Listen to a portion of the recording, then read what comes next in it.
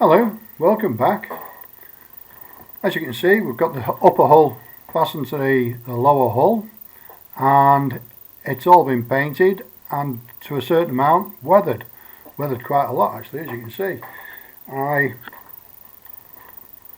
have fitted the 4 planks on the top there. As I mentioned in the last video, I was going to replace those. The bits of plastic that they supplied didn't look real at all. I've weathered all the inside of the area for the gun there. I don't know what you'd call that, to be honest, but it goes right through the 2 holes. I've weathered all the top of it and fitted the handrails. The handrails are really very delicate. I'm just going to take it off this revolving turntable. They really are very delicate. I was going to replace them with steel, but very quickly realised that they wouldn't fix very well to the sides of the walkway, so I kept with the plastic.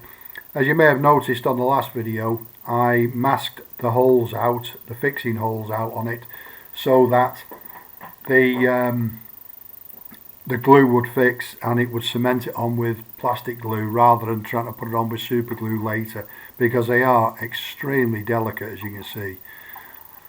Not a lot more I can say about it really. And the inside there, I've weathered that with soft pastels, crushed up soft pastels. I don't know how well you can see that there. It seems to show up quite well. The colours change a little bit on these videos. It's one of those things, isn't it? But basically I used watercolours mixed up very thin as a wash to wash on the inside. Then I streaked it with some black soft pastel that I'd crushed up, and then streaked it again with some orange, bright orange pastel that I'd powdered up, and I think that's quite a reasonable effect. It certainly looks better in the photographs, and there are many photographs of it. I've done the rusting in the usual way on the front, sides and back. You can see it on there. The light's a bit bright shining on it, but it's quite a dull day, to be fair. And you can see where I've rusted it on the back there, and again on the front. I'm assuming that's the front because that's where the driver sits, so it probably would be. There's a lot of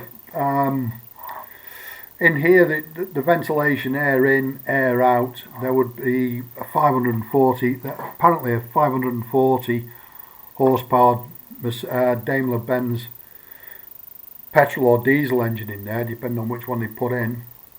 That would create an awful lot of heat. It's a big engine for these days, let alone 80 years ago. They've also got in there all the gearbox, the final drives out to the hubs here, the sprockets, then out to the exhaust on each side, one on each side of it. They would have all the hydraulics in there and the pneumatics to raise and lower the suspension on this. And also there's going to be a lot of electrics, so there's got to be a generator in there somewhere as well. I suspect the generator might be at the back, but there's no exhaust pipes come out of there. There's something in there, although I can't find an explanation of what it is. And there's something in there, there's a manhole at the top, and that whole cover can be taken off. But there are no exhaust pipes, no vent pipes, so I've no idea what it is really. That's about where I'm up to. If you're interested in what the colour I've painted it, it's 3 parts USN, which I'm sure is US Navy grey, to 1 part matte black, and you would have to mix it up by measuring it, otherwise you're going to end up with different colours all over the place. I mean, when it's weathered you might not notice that, but hey, I wouldn't want it to be different colours all over the place. And I use Vallejo paints. I think they're quite good. So USN and black, 3 to 1. And that comes out with this colour. I picked this colour because in the tank museum in Germany they've got one that they've restored. They've at least restored the outer shell of it, and this is the colour it is. It seems to match it very well. The instructions just say paint it dark grey, everywhere dark grey, which isn't particularly helpful. that's about where we're up to. If you have any questions, if you have any comments, please leave them in the boxes below. The next video that I'm going to make will be, I'm going to start the gun, and that should stick up about here. There are two different calibers of gun that can go on it, that both come with a kit obviously, and I'll decide which one of those when I start to build it.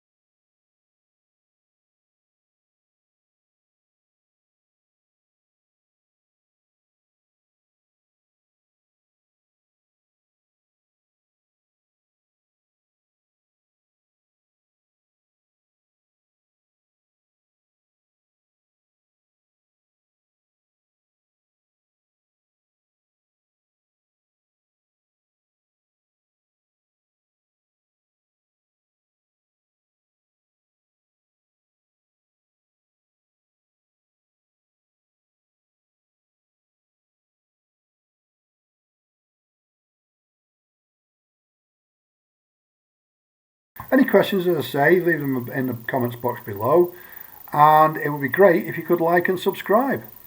Thanks very much for watching. Ta-da!